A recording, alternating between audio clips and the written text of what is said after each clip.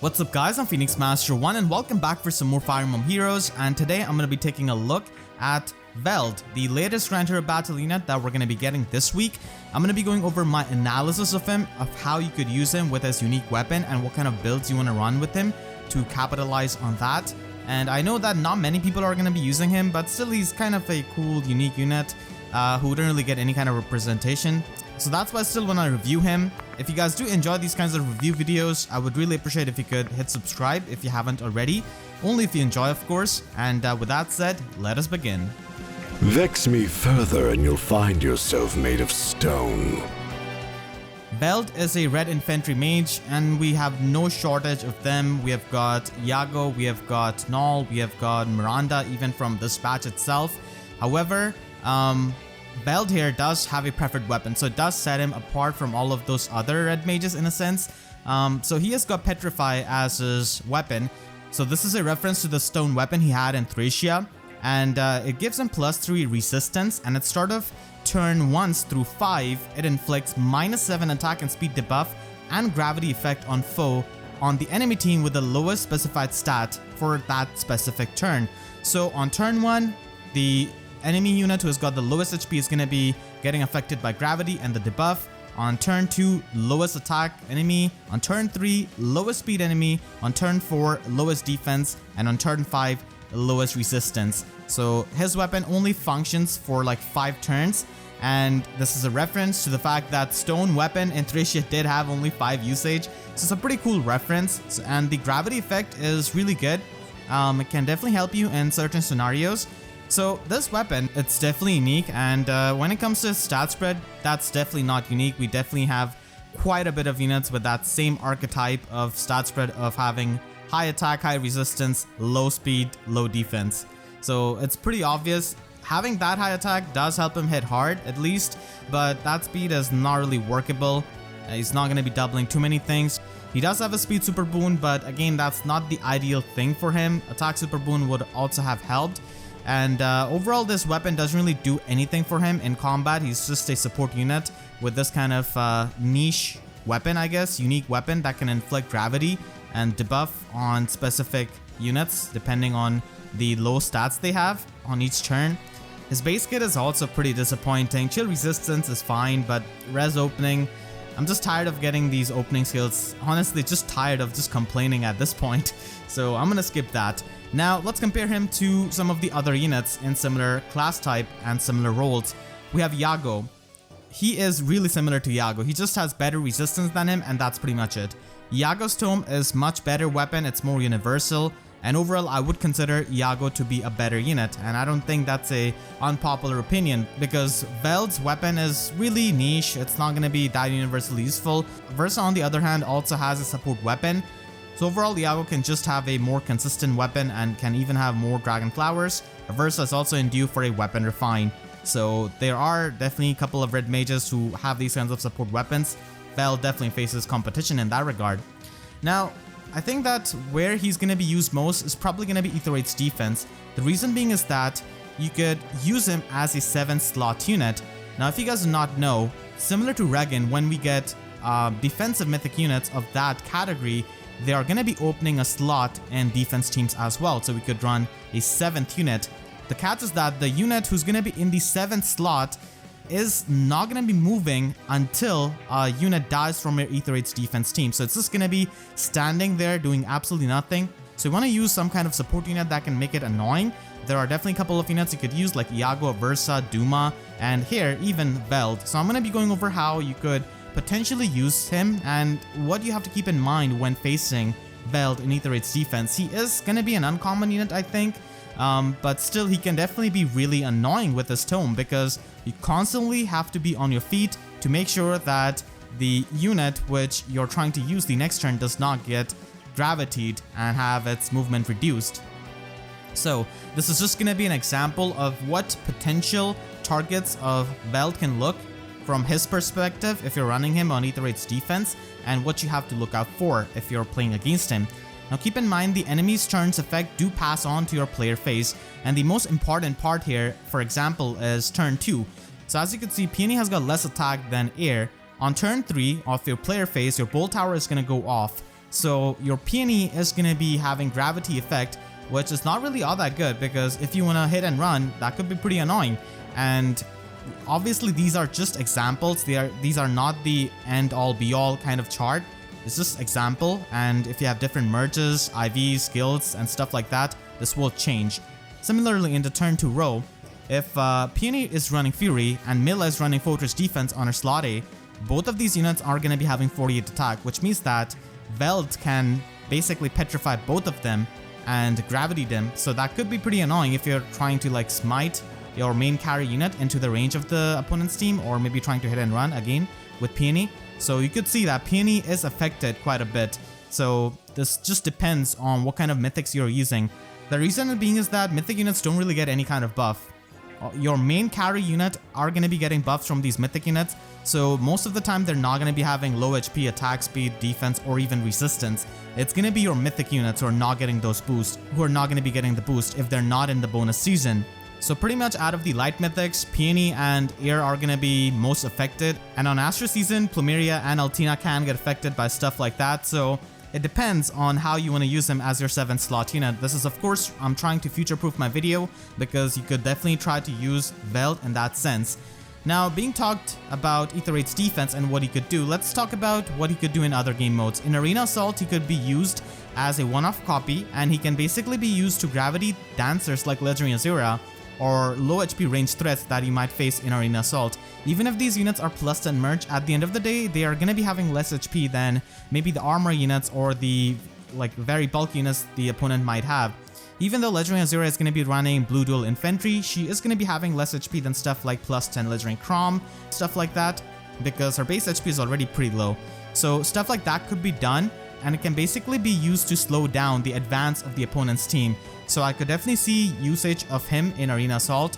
In Aether8's defense, I've already gone over what you could do as a 7th slot unit. And in Aether8's offense, he's not really all that good. You could gravity like the low HP mythic dancers like Triandra and Mirabilis on turn 1. And you could even stall out until like few turns until you could gravity like low defense and low resistance nukes. Maybe stuff like Life and Death Ophelia or Life and Death Lysithea. So you could gravity them, lower their attack and speed, so that could help you tank them.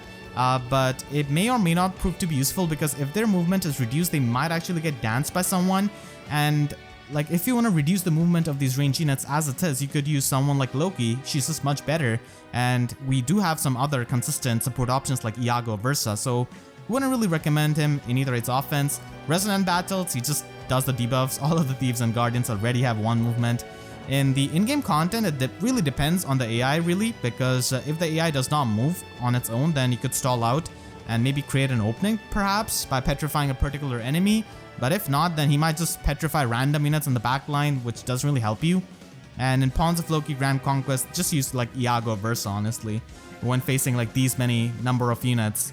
Veld can only affect one unit at a time, unlike a Versa and Iago. Now let's look over some of the reasons why you may or may not want to invest into him with your Heroic Grails. He does have potential in Aether8's defense, definitely his best game mode I guess, where he could be useful. So whenever we get a new mythic and that opens the 7th slot, you could use him. And gravity can make it pretty annoying for opponents, and they cannot really, you know, avoid it like they could with a Versa or Iago. With a Versa, you want to make sure that you could just put away your units and not get panicked. With Iago, you just gotta make sure the turns are in your mind and you can avoid the effects.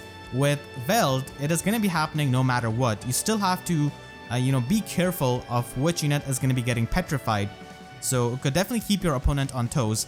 A counterpoint is that this doesn't really work against like tanking strategies. People who are going to be tanking with Brave Hector, Brave Edelgard, Brave Ike, Winter Altina, all of those, they don't really care if their mythic gets petrified. Maybe when they're trying to clean up and get the pots, it could be annoying if you're using like a corner Veld, but I don't really see tanking strategies being affected that much by this, unless you have some kind of oppressive team. That's just my opinion. So he could be useful and annoying to certain teams, and time will tell how this ages. And there are definitely many reasons why you may not want to invest into him. He is just having a very inconsistent weapon in the player's hands. You cannot really control it.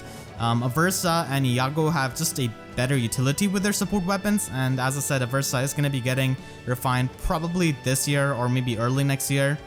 the extra merges don't really help him with his weapon, because his weapon doesn't really work on a specific stat like Versa or Yago like it does with their HP. So the extra merges don't really do anything for you. You could easily save the Grails for maybe some other unit. Even a one-off copy of him unmerged can work out for annoying the units and, you know, just making sure that you could use him in stuff like Arena Assault. And as for his stat spread, it's not really all that good.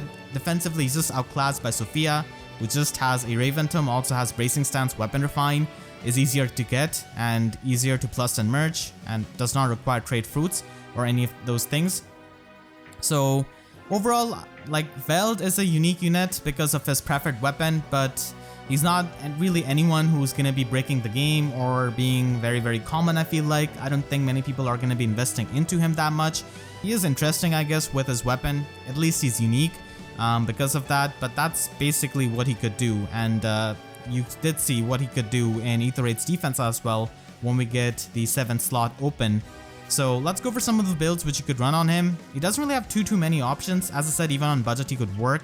You could run like Link skills or Tactic skills on Slot C Sacred Seal if you want to have him support your allies, but otherwise you could just run him with Triangle Adept, Axebreaker. This could help you in Arena Assault. As I said, Arena Assault is going to be a place where he could help because he does have the global range and the enemies cannot really avoid this, so it could slow down the pressure and he could deal with maybe the plus 10 armor units with use of Triangle Adept. Moonbow is pretty nice for one-round kills against those high resistance units, but you could also use Iceberg. Double Death Blow also works out pretty much with chill resistance. Now, if you don't want to plus and merge him, then he could be used as a low merged unit basically on your 7th slot of your defense team in Ether 8s with Sabotage. So Sabotage attack could definitely be annoying. Yes, it could be redundant on the unit who's getting petrified, but not every time the unit who's going to be getting petrified is going to be near an ally who would also have gotten sabotaged. So still, like, the main effect of Petrify, the most useful one, is going to be Gravity. So this could be used. Otherwise, the best way to use him in Ether 8's defense if you want to go all out is having double HP +5, having Sudden Panic, Panic Ploy. Just absolutely be annoying to your opponent.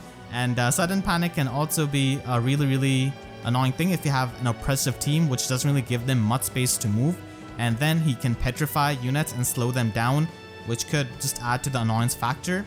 Because of his high resistance, he could also be used with Fortress, Defense, Res, and just used as a Sabotage support unit. If you do get Sabotage Sacred Seals in future, that could be run on him.